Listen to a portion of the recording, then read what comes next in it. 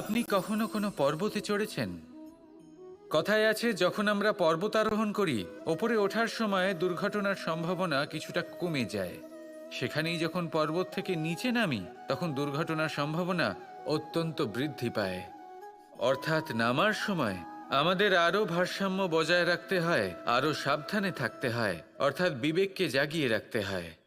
এবার জীবনেও সাফল্যের পর্বত আরোহণের সাথে এটাই হয়। যখন আমরা সাফল্যের পর্বত আরোহণ করতে থাকি, তখন এমনিই আমাদের লক্ষ্য আমাদের গন্তব্যের দিকে থাকে। আমরা নিরন্তর পরিশ্রম করি, চেষ্টা করতে থাকি, আমাদের মধ্যে সেই উৎসাহ থাকে, সেই সাহস থাকে। কিন্তু একটা কথা সত্যি, সমস্ত আরোহণের পরে অবরোহণ থাকে।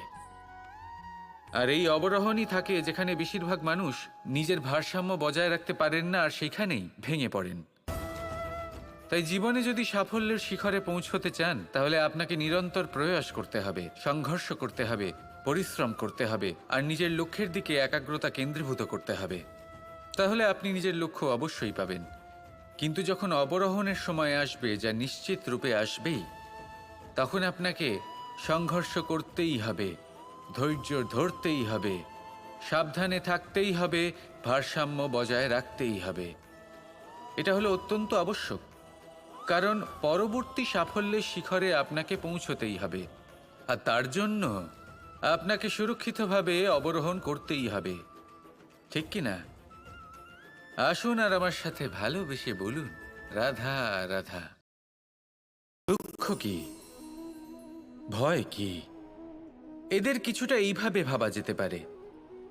জীবনে যখনই আপনি কিছু একটা লাভ করবেন, তখন সেটা হারানোর ভয় তার সাথেই চলে আসে। যেমন আপনি যদি ধন অর্জন করেন, ধন হারানোর ভয় তার সাথেই চলে আসে।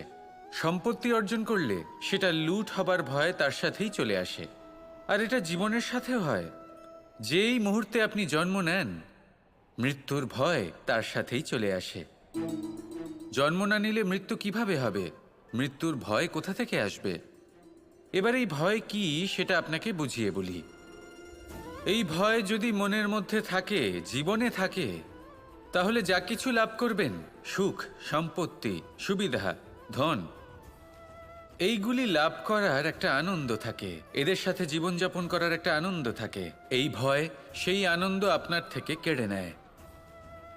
ধরে নিন, কাল আপনার মৃত্যু হতে চলেছে। এবার কালকের মৃত্যুর ভয় আজই মনে পুষে রাখলে, তাহলে এই ভয় আজকের সুখ, আজকের শান্তি আপনার থেকে কেড়ে নেবে। ভয় এটাই করে। সেই জন্য মনে রাখবেন, ভয়ের সঙ্গ আপনি ত্যাগ করে দিলে জীবনযাপনের যে সুখ, তা চিরকাল আপনার সাথে থাকবে।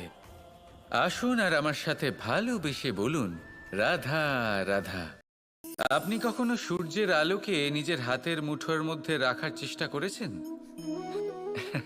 আপনি নিশ্চয়ই জানেন যে সেটা সম্ভব নয়।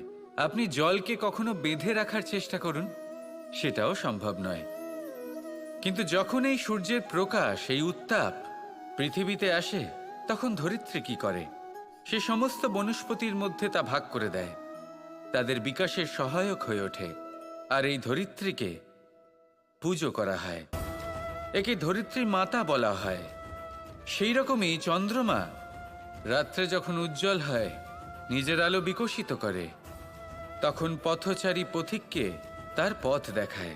সেই জন্য চন্দ্রমাকে দেবতা বলা হয়। ঠিক সেইভাবেই আপনি কখনো এই প্রকৃতিকে বেঁধে রাখার চেষ্টা করবেন না। একে আগলে রাখতে শিখুন, একে ভাগ করে নিতে শিখুন, ঠিক প্রেমেরই মতো। এই প্রেমকে কখনো নিজের হাতের মুঠোয় আবদ্ধ করার চেষ্টা করবেন না, বরং একে মন খুলে ভাগ করে নিতে শিখুন। এটা যদি আপনি শিখে নিতে পারেন, তাহলে নিজেকেও প্রসন্ন রাখতে শিখে যাবেন, অন্যদেরও প্রসন্ন রাখতে শিখে যাবেন। আসুন আর আমার সাথে ভালোবেসে বলুন, রাধা রাধা।